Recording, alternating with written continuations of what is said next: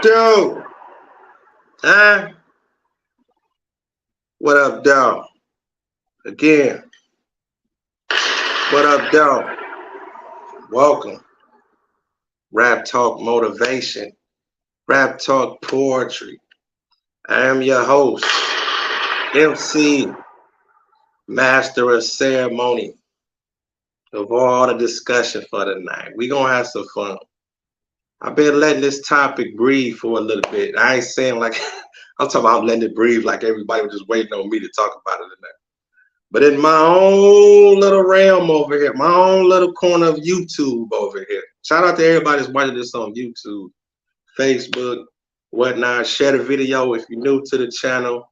I appreciate you. We still growing with the identity of the channel because we do the trending topics, spoken word, definitely the motivation still, all that. Over here just chopping it up, kicking it. And y'all know how y'all like the nonsense. So we got to just mesh it all into one, just to hold one's attention there and still kick the knowledge, as they would say.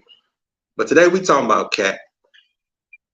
It's levels to this, of course. We're gonna talk about Katt Williams.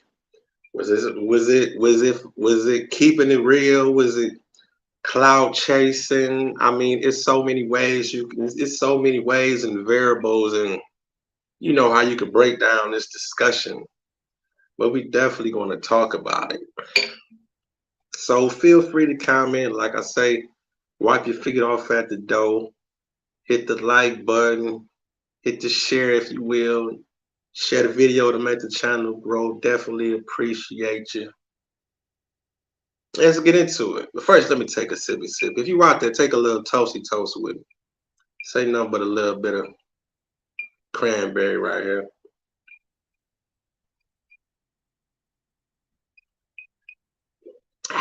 That's how your man Shannon was. That's how your man Shannon was. He kept pouring up. But they be knowing what they be doing. They're so smart. Now look how many people is talking about his alcohol now because of the video he did. You know, you have to be smart and witty and still do it all at the same time and do it in a fashionable way to make it still just cool. You know, he was sipping a little bit. So now you got people making memes about the drink. I don't even know the name of the drink. And why would I want to repeat it anyway? You know, I ain't getting too much pub for it or getting no pub for it now. But respect to Shannon Sharpe for the interview. And that's one thing too. I see, you know, so much credit being given to Katt, but it is credit that need to be given to Shannon Sharpe also. I mean, you have to give credit where credit is due. Interviewing is a skill. It's a talent. It's like when Katt Williams even went on that show, he went on there for a reason because he was sitting back, not only watching all the comedians speak on him, but he still was watching the talent of Shannon Sharpe as he asked questions and all that. You gotta understand, people research each other. I mean, everybody do it. I mean, talent research talent. You know, I could have maybe just 5 people watching a video or watch a video. But if the word goes out to the right people, there's the right people that tuned in and really can really notice that one, know how to carry a conversation and is informative and know what they're talking about and can see the potential. I mean, it can blossom and bloom to whatever just off the simplest interview. And saying that, I think about how Katt was so calculated and Shannon was calculated. Even though he knew the message was there, if you really watch the interview, a couple times he tried to revert it back into something positive. He like, come on, Katt, you can't, and trying to credit certain comedians like Cedric and, I mean, not this straight up head on, just want the hard nosed messy, but still trying to carry on a conversation to be a little bit of classy, put a little bit of classiness in it, that takes talent. It takes reading a person.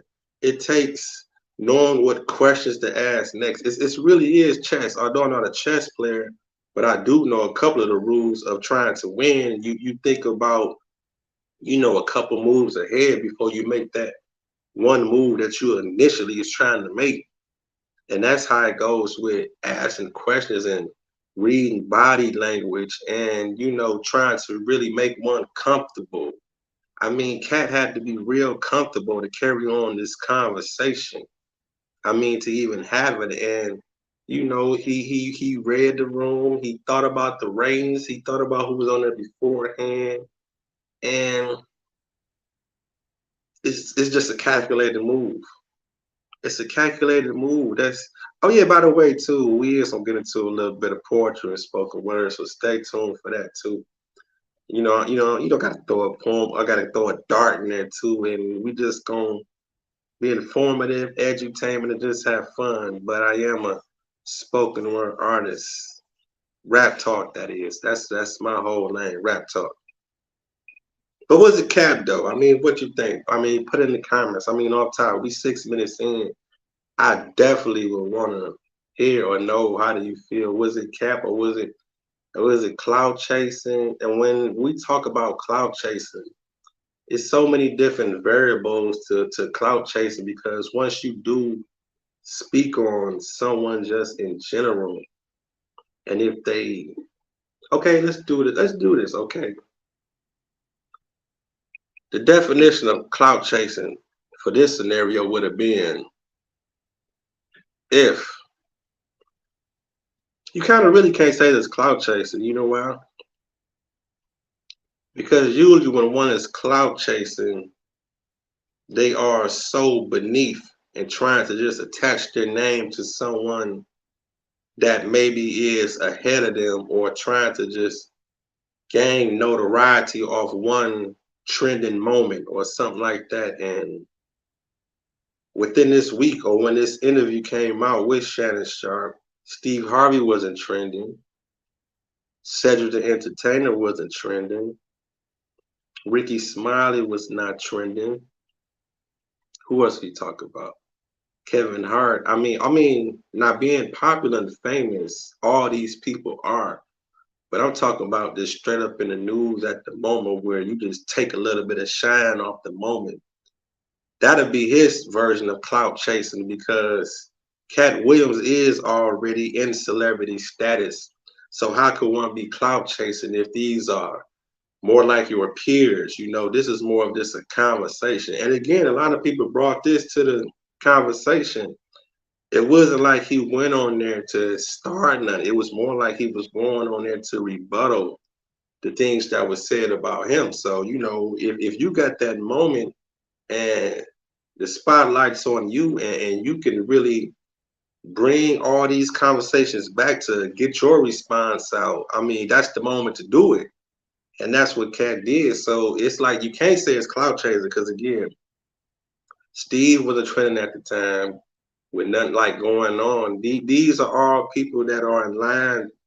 I mean, Katt don't need it, but now if it was somebody else who was trying to be more of a rising status and was trying to jump on a bandwagon. Okay, I put it like this. Even though this whole interview was feeding the streets, now I mean everybody, it's all different types of particles or reaction videos. I mean, this being one. I mean, there's so many people that's eating off YouTube, just off this interview that Shannon Sharpe did, because people sliced it up and chopped it up and made reactions. So it's feeding the streets, because people can't get enough of it, and everybody got their audience. So if you got a voice, you can speak on it. And I mean, like I say again, everybody's eating off this on YouTube or whatever, because the conversation just carry on after it's over. I mean, so now that could be a form of clout chasing, but when it's not about you and you trying to push yourself in a situation, now that's could be some clout chasing. Like if it's certain comedians that wasn't mentioned in the interview, and they trying to just align themselves within it just to have a little say so here and there. Now that could be clout chasing. But as far as Katt clout chasing, I don't think Katt was clout chasing. I mean, the time it could have been some. He maybe do got something up his sleeve, like a special coming. I mean, if he's smart, why wouldn't he have something coming? Because most people only come out nowadays to grab their attention and to promote something. I mean, what's the use of having all eyeballs on you if you ain't got nothing to sell anyway? That's just business one-on-one. And some people don't pay attention to that. And you know, some people they just can't even cherish the moment. Like when some people go viral. We got a young lady, I'm sorry if I pronounce your name right. Katt Way Rayway. Katt kept it real on Facebook. She says Katt kept it real. Okay, Katt kept it real. He kept it funky and real. It was raw. I respect it. Yes, he did. But the thing is, by doing this, is it still just something to gain? Was it just for clarity? I mean, some of these stories we heard already. I mean, it's obvious we know about the dresses. We know about the different moves of how they try to treat black actors. I mean, we heard these stories over again and again. But I think it's more of the platform that it was on and the delivery. Don't forget that we get caught up in the delivery when one do it, because this could have been anybody else. But if they don't capture that moment and deliver it how Katt delivered it, it's not going to come off the same. It just don't do that. You have to be the right qualified person to speak on this. Because like, if most familiar also with Corey Holcomb, because I've been watching the 5150 show too. Corey kind of surprised me too. I'm gonna get into that a little bit too. He definitely surprised me because he always used to talk about stuff like this, but of course, with his affiliation with Kevin Hart and Ricky Smiley saying that he did some things for him, he kind of like backed up off of it and was kind of passive aggressive, you know, and kind of, I ain't gonna say went at Katt Williams, but he definitely let it be known on the 5150 show that he said some things that he didn't agree with. He even put it out there that Katt Williams then stole from that Katt Williams stole from, damn, the name just delete me that quick. With JB Smooth, he said he took one of JB Smooth jokes. I mean, this is Corey putting that out there. He's saying that, you know, Katt Williams took some of JB Smooth style. And it gets real iffy too when we talk about comedians taking jokes, and it's so much politics that I learned from listening to some of these different artists. And I mean, people speak on it. Like this morning, I heard Steve Harvey say something, and he addressed it, but he didn't put Katt Williams' name in it. He was talking about something that most may not be aware of. It's something that's called a stock joke. I'm gonna explain what a stock joke is, and I didn't even know this myself. Although I perform and do poetry and spoken word, I still study comedians. I study anybody that's on their stage because I want to perfect my craft as best as possible. And growing, I watch other people and I peep for nervousness, I peep for movement, I peep for hand movement, I peep by comedians, people let jokes breathe, all that intention, it's the animation, all that. But this morning on a Steve Harvey show, he said something that like I said again, I wasn't aware of this. It's a thing that they have in comedy. It's something that's called a stock joke. And what a stock joke is, it's a simple joke that's kind of like, it can be just re-embellished or regurgitated with just the slightest way. Some simple like how you said like knock knock, who's there? Like when somebody do like a knock knock joke, and you know, like that's a stock joke, like some simple, like a joke that's been around since the 30s and 40s. But what he said is so many people can grab it and, you know, just use it and tweak it their own way. So I guess it's kind of like a underline. I would even go for this shit. To be honest with you, the shit didn't make sense to me. I'm really not going for it. I don't agree with the whole stock joke thing, but I know comedians, they had a own fraternity and umbrella of things that may be true and real to them that they just stick to, that they only can justify when they want to justify. Y'all know how people move the goalposts all the time. I mean, we see it all the time. People going to do it and make it right for them in the situation they want to make it right for. So the shit is just hard to even just take in. But what Steve Harvey was talking about this morning on his morning radio show, he was talking about they have stock jokes. Like he said a joke about a man. I ain't about to do this whole joke, but it was a simple joke, and he said it could be regurgitated. So anyway, that was his whole excuse for it, whatever. But still, Katt Williams, his whole demeanor, the like I say, being calculated, being able to speak like that, being able to answer like that. He done made just damn near the whole hood and world is falling in love with him just off one interview. That's why a lot of people out there, y'all, when y'all get a moment and to be in the spotlight, I'm talking about on any level, you never know where your interview could end up at. I mean, that's why when in music they had the artist development. Learn how to talk, learn how to enunciate when somebody asks you a question. Instead of just sitting up saying, you know what I'm saying, and you know what it is. You know how rappers be sitting up in an interview, you be like, yeah, yeah, you know who it is, you know what it is, and you know what I'm saying, and you know what I'm saying. No, no, we don't know what you're saying. Enunciate a fucking sentence. That's how you can get people involved inside of you.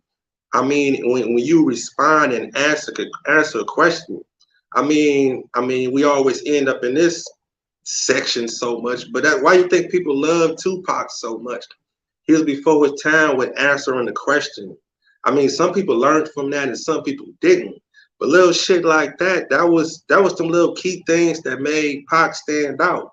He know how to answer a fucking question, you know. And when you have a cat like this, it's probably people who never even up on Katt Williams, and you know they researching him more. You know, I'm pretty sure in a couple of days they're going to talk about how his Netflix specials and all that numbers and went up.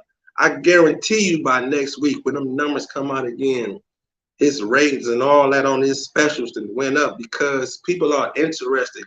People get invested when you got something to say, but when you let these little moments pass and you don't take it for granted, you really can't lose. Take every opportunity. It's so much you could just learn from this whole situation. And I'm just saying, I'm talking about from the smallest to the to just the largest person, whatever goal you got. I mean, like chasing your dream, being original. These the lessons that was in this interview. That's the underline that people can take from. Learn to be original. Don't be a copycat. You know, understand the power of independence, generosity. You know what I'm saying?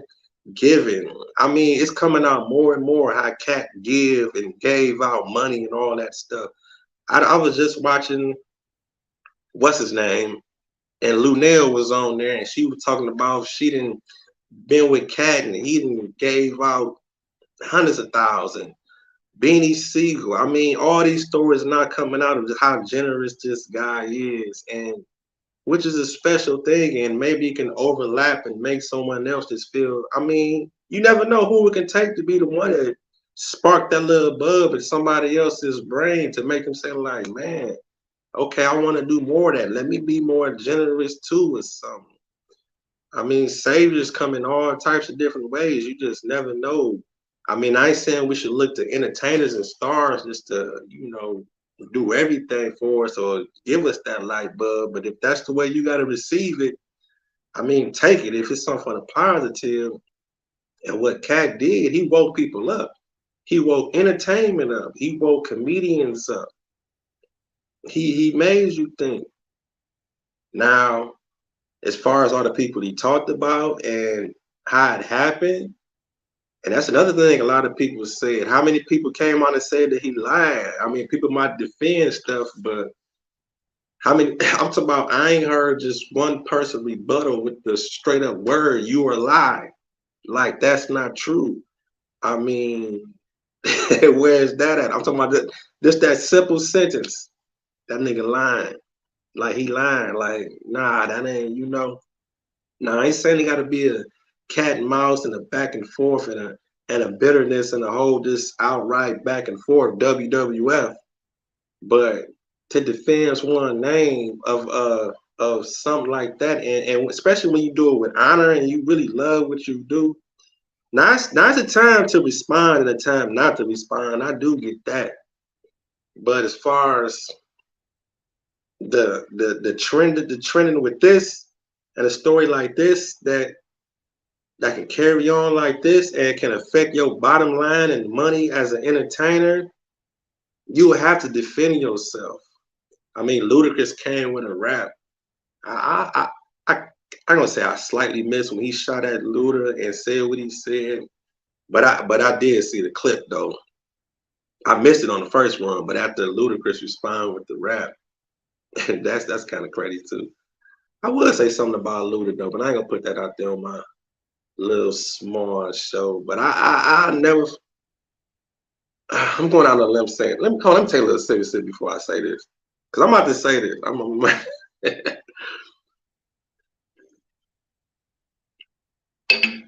Yo, I remember. Now I'm just sharing this with y'all. These couple little people that watch my little videos. But I remember. I don't know if this might come out later or whatnot. But for y'all, couple people that's watching and seeing this, remember I said this. I remember. I don't remember what movie it was. I want to say it was Crash for some reason. For some reason, I want to say it was around the time of Crash. I remember Ludacris was in Crash. But I remember he was doing like a press run in a couple interviews. I want to say it was Crash. I remember just seeing him, and a couple times. I don't know how much y'all know how real close him and Lorenz Tate was. I mean, follow me. Like I said again, I don't know if I understand how you can have a homeboy and a friendship and whatnot. But go back and I don't know if you could probably type it in or not, but I used to see them together like a little bit more than just much. Him and Lorenz Tate, I'm talking about Ludacris. They used to be. I was just one time I saw them sit in an interview. They were just doing just a little bit of, and I ain't assuming nothing. I'm just putting this out there. They did. It was the energy was just looked just a little just too friendly for me. I'm talking about they was laughing at the same time, and it was like an interview and I want to say, I don't even want to just say everything because I can't say like what they was doing together as far as like outside, but it's like they were just answering each other's kind of like they was like finishing each other's sentences and so to say, and it just looked real close with him and Lorenz Tate. Now this was some years back. I can't put my number on the year, but I want to say it was around the time when Crash came out.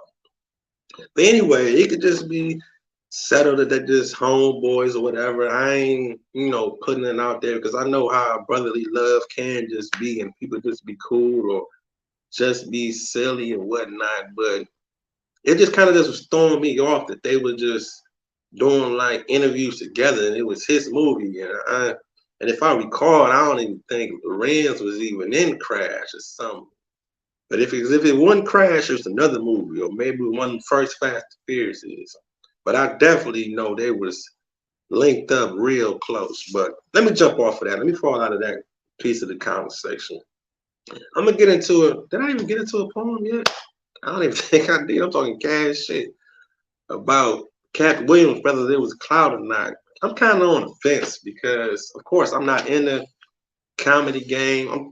As far as like where they at and to know the who's who and what was right and what's not. Because when it comes to that stealing, it's so technical because some people do kind of think alike and some people kind of do be having similar, I want to say similar situations, but sometimes people really do just really kind of had the same type of little patterns in their jokes, or they just think like, okay, well, all right, I grew up. Okay, that's like if you in the hood and you grew up with roaches, and this one comedian make a joke about cutting on a light and roaches going real fast and running, and if one comedian do that, and then if another comedian grew up in the hood and say that, do that mean he's still in his, you know?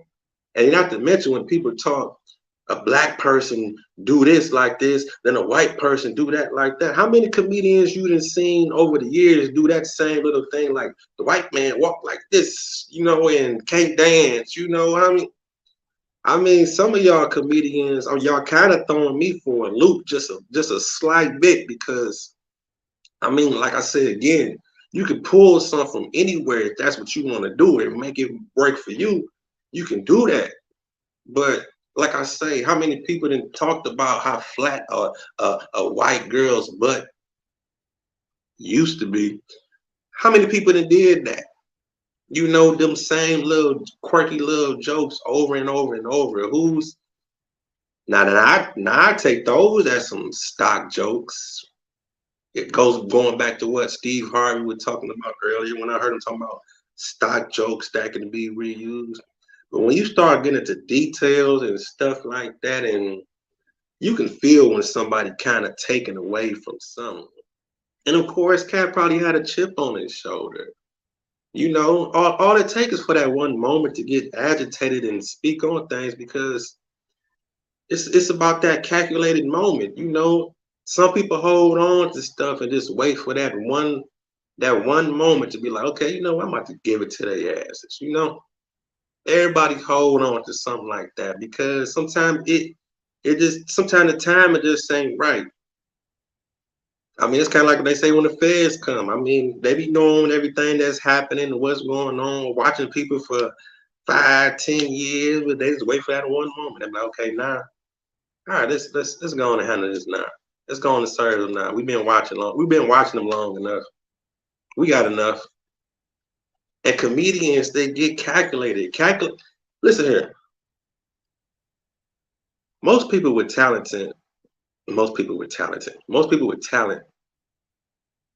are sensitive about something amongst their art.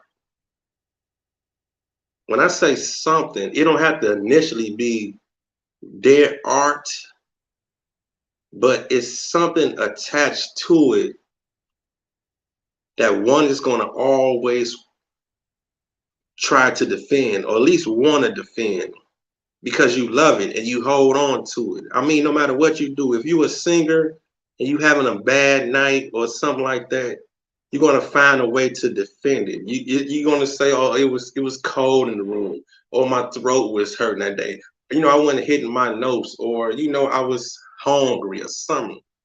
Anybody with talent is gonna find a way to hold on to that talent, but still give it away. That's one thing we do as artists. Once we get that shit away, we really don't want to hold it that much, because it's kind of like that's why we create that shit. We create it to push it out and get rid of this shit. You know what I'm saying? It's a creation. It's done. It's gone. The emotion is gone.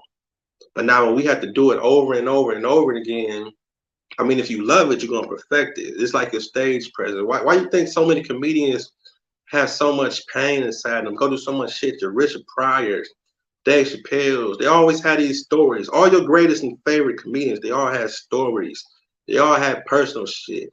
Eddie Murphy, all these different stand-up comedians, they talk about their own life. Bernie Mac talking about being his uncle, taking in it was his sister's kids, if I'm not mistaken, being the uncle, he made a whole TV show out of it. It's different scenarios. I mean, your truth is your truth. That's what you should be trying to profit off of anyway.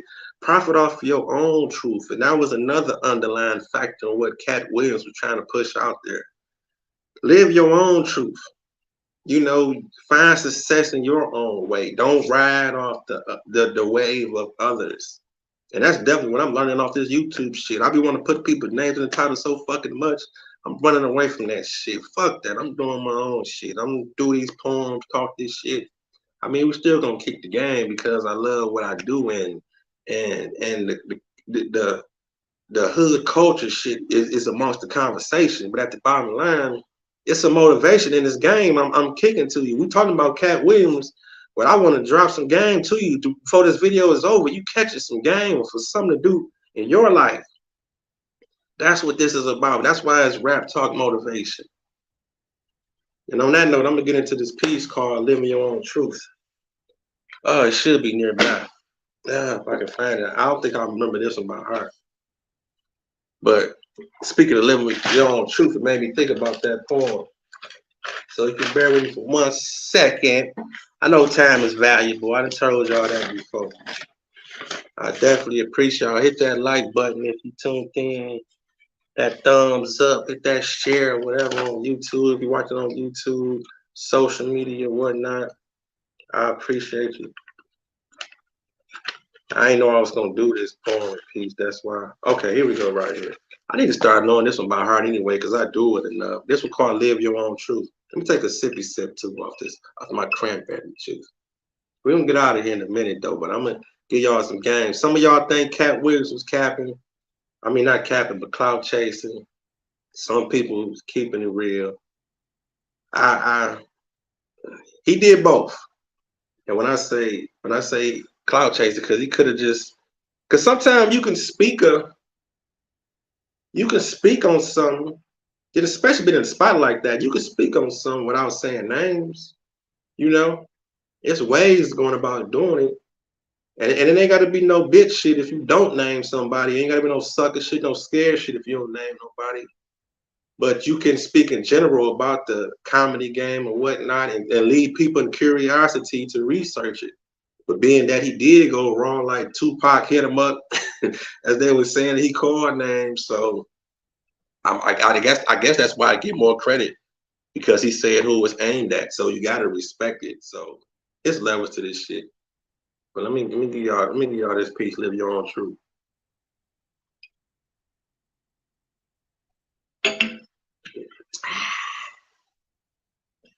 Listen to me.